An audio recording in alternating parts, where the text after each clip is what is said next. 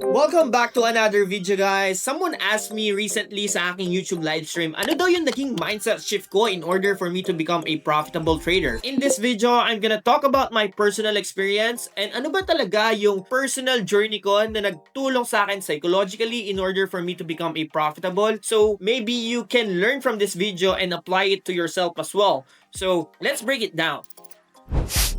First of all, I wanted to use this theory. Maybe familiar kayo dito sa nakikita nyo sa screen. This is the Maslow hierarchy theory. I'm not sure what it's actually called, but let's just put it into perspective. So his theory is basically, you all need everything in order for you to be a successful human being. And I think in trading, this can be applied as well. The way it works is that kailangan meron ka muna nitong sa baba before you can have the following above. So, ang sabi niya is, konti lang ang nakakapag self-actualize. And I think that's pretty much applicable in trading as well. Konti lang ang mga nagiging profitable. You can be profitable, I think, in trading, but you only have this. And yet you don't have this. I think the self-actualization part are like people like Bill Gates, Elon Musk, or siguro sa trading, those are people who are making millions of money. Let's break it down.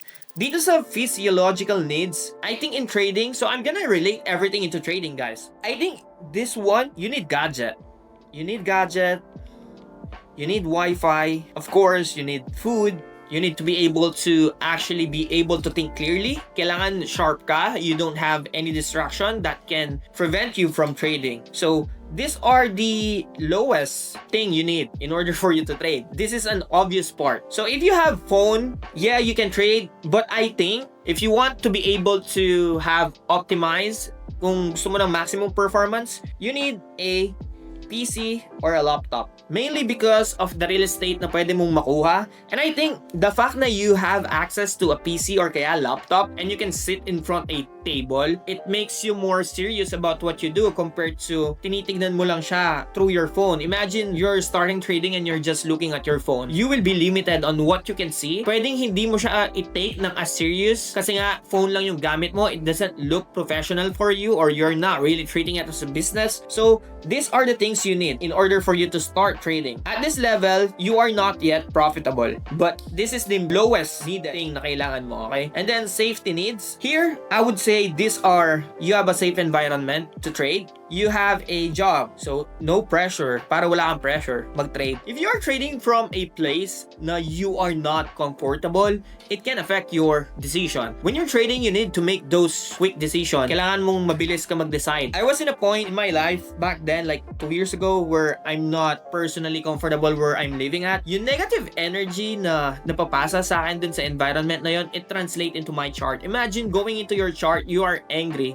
Or kaya, you are at your work. Nagtatrabaho ka, nasa work ka because of your ability of access. Let's say, you are a call center agent, right? You're trying to trade pero yung market is nasa New York session. So, you are now distracted. That is not a safe environment for you to trade because meron kang distraction. So, that's what I mean when I say safe environment. Is the place you are trading not giving you a negative energy. So you need this. You need this and you need a job. So you need a job that helps you a financial security na you are not relying on your trading because I can imagine if you are watching this, you are not yet profitable. If you are not profitable, there's no point of you in trading. Some people asked me recently in my IG like, is this a good way to make money? I would not even encourage them kasi guys, yung trading, it requires high emotional EQ. It requires high EQ. Not many people can do this. Not everyone can do this because if everyone can, everybody would do it. So if you are in pursuit of trading, I can tell already what kind of person you are, especially if you are unprofitable for 2 to 3 years and yet you're still trying to go. It's either, there are two things. It's either you really like gambling kasi in somehow you are betting, right? You are gambling. Whenever you bet something, you are gambling. When you open a business, you are gambling. It's either that or kaya naman mataas ang emotional resilience mo, you are looking forward to one step at a time, okay? So,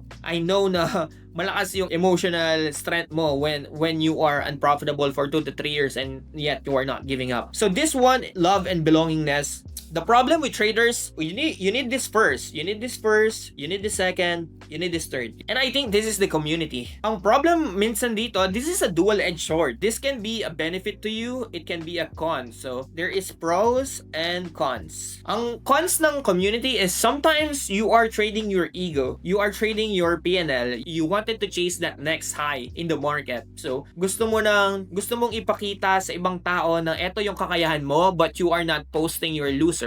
And the problem with this as well, let's say you are on Discord, you are trying to compare your PNL with other people, and then you think you are a bad trader just because you had one bad day. And the pros to this, of course, obviously, you can learn with other people as long as the people you are following are actually legitimate at hindi sila fake. Let's just put it that way, okay?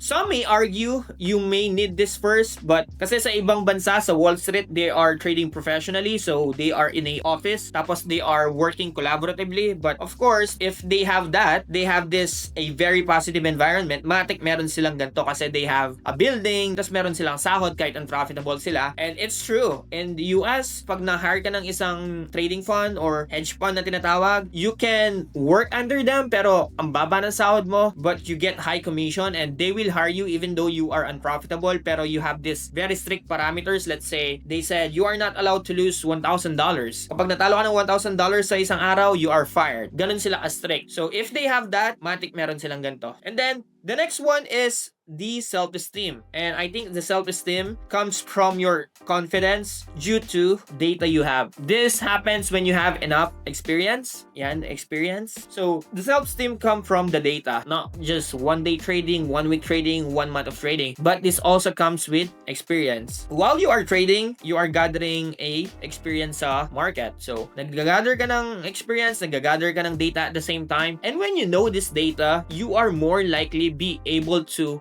accept losers. For instance, this year, I really dig deep sa aking journal. Ang gamit ko is TradeZilla, but I know for most of you that is expensive, then you need to do a manual tracking of your data. If ano bang percentage ng win rate nyo, stuff like that. For me, I have like 40 to 60% win rate, but the thing that changed really on my profitability is being able to size up on good trades. Betting more, basically, kapag maganda yung setup. And yeah, I know I have 50% win rate, so now every time I take a trade on YouTube, even though people are calling it, hey, that's not good, hey, hindi yan magandang trade, I just try to bet on myself because I have a self-confidence on my strategy, on my edge na I know I can accept a 50% chance of me losing. That means, if I traded for 10 days in front of you, I know yung 5 days na yon are more likely to be a red day. So I just have to accept that, and it's a self-respect to me that I am betting on myself. So now I have a confidence. I'm not just relying on what other people are thinking about me, and that is basically where I'm at right now. I think I'm trading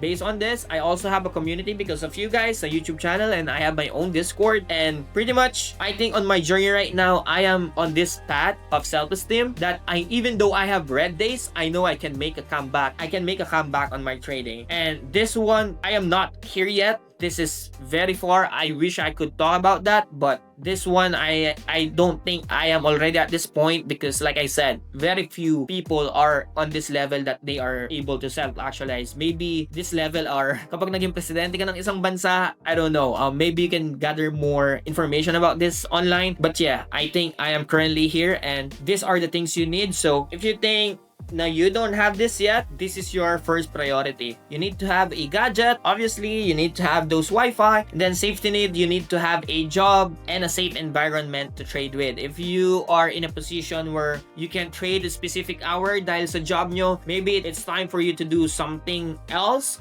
Or kaya naman, you need to trade other session where you need to build your own edge based on that, okay? And then, after you have this too, then maybe you can find a community, right? You can find a community that you are trading with. Even though solo sports and trading, it can also benefit you if you are learning with other people as well. And not just trading, you can learn what other people experiences. For example, what broker are they trading? What platform are they trading? At some point, you will need that. It's not just your very own own. Maybe yung iba dyan, talaga low-key side lang sila, but they're still using some other form of research such as YouTube, such as Reddit, and stuff like that. And knowing those information that I gave you, I would like to also talk about yung personal mindset shift ko other than this theory, because what we talk about is just a theory. It's not based on my personal experience. Okay guys, this is the part 2 ng psychology video, which is I'm gonna be talking about my personal experience. One of the reason kaya ako nakat yung video na to was because I was on anniversary when I was filming the first part of the video. But now I will be talking about my personal experiences on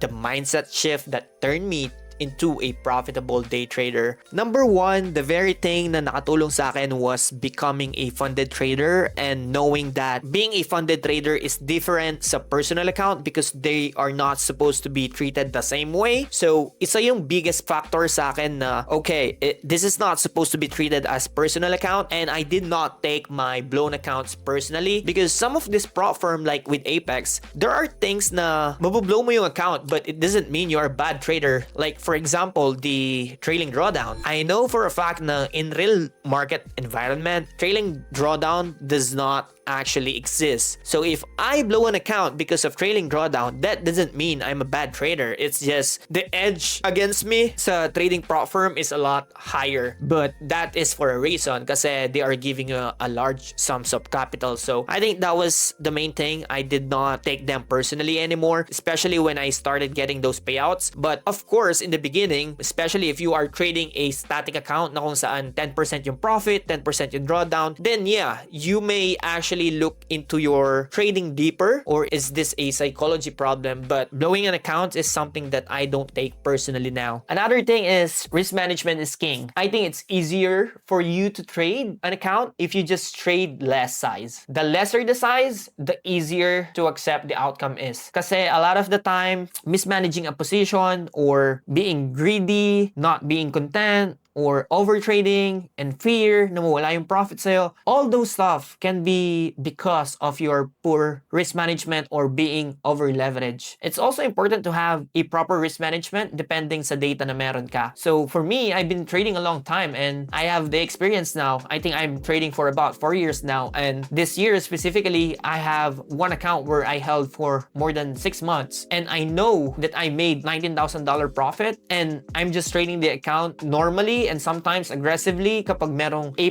setup, kapag merong good opportunity, but my win rate is just 50%. It means I'm gonna be wrong 50% of the time, and I need to accept that. I'm not a perfect human being, or I'm not a perfect trader na may mataas na win rate. It's just that I capitalize on a good movement na kung saan I can size on those good setups. Knowing your data is part of your journey and sticking with that data going into each trading day. Okay, if I have 50% win rate, I just have to have a better risk to reward, and I'm going into this chart, pupunta ako sa chart na to, knowing that I have a 50% chance of losing. When you come into that mindset, you are more likely to accept na, okay, pwede akong matalo ngayong araw na to. And then siguro last thing is, this one is very important. In trading, focusing on your process is winning, regardless if the outcome is win or lose. What do I mean by that? If you followed your plan, if you followed your pre-market, if you followed your whatever your analysis is, let's say you come into this day, you have a short bias and you look for short. And then nakakita ka ng entry model or nakakita ka ng setup, you took the short and you take an L. That to me is winning because you actually followed your process. Nagtiwala ka sa proseso, nagtiwala ka sa sarili mo. What is worse is actually not following your process and making a PNL or being green on the day, because being green does not mean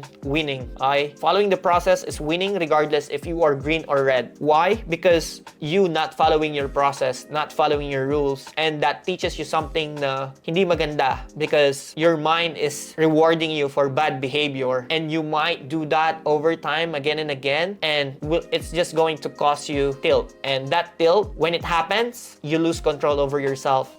That's the way I define tilt. Kung saan you lose over control of yourself to the point na you're just pressing buttons because you are angry at the market. Galit ka sa market and now you are trading with your feelings. You think that your next trade is gonna alleviate the feeling na nararamdaman mo. Mawawala yung pain na nararamdaman mo. You're trading your emotion instead of focusing on your process. Siguro isa pa is trading your PNL, which is something that I've been doing. I've been struggling. I hope I can follow this, all the time, but I'm not not perfect. Focusing on the process rather than PNL is actually a much better thing. Siguro partly din minsan tinitrade natin yung PNL natin was because of this restriction that the prop firm gave us. Kasi we have consistency rule, we have trading drawdown, we are always trying to think about that I just need 10 points, $200, stuff like that. But the market does not care about your PNL. It doesn't care how many points you're targeting. Wala siyang pakialam sa feelings mo. Basically, it's independent from what you are feeling. And it's a beauty at the same time because the market does not discriminate. You can trade anywhere. You can trade regardless of who you are because the market doesn't know who you are. The market doesn't know where you come from. So as long as you have the edge, you are gonna be accepted. I think that was the beauty and the curse at the same time because alam mo yun, yung this is the time na binigyan tayo ng freedom to do whatever we want and now we have to enforce strict rules on ourselves. What do I mean by that is all this time when we were young, we are being suppressed of what we should do and what we should not do. All these rules, let's say in school or your parents was telling you not to do this kasi makakasama to, blah blah blah.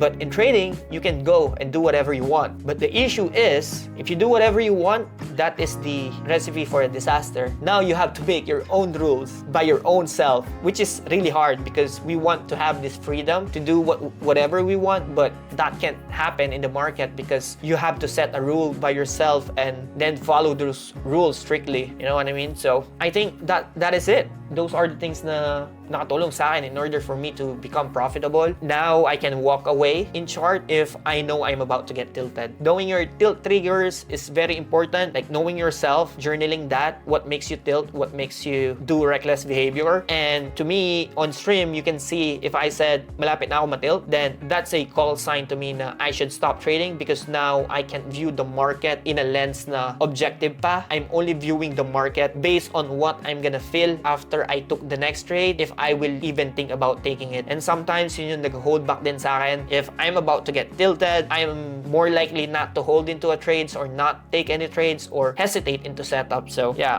this video is about 10 minutes now. So yeah, I hope you learned something from this video and you can gain valuable information. I'm looking forward to seeing you and looking forward to your progress. See you. Peace out.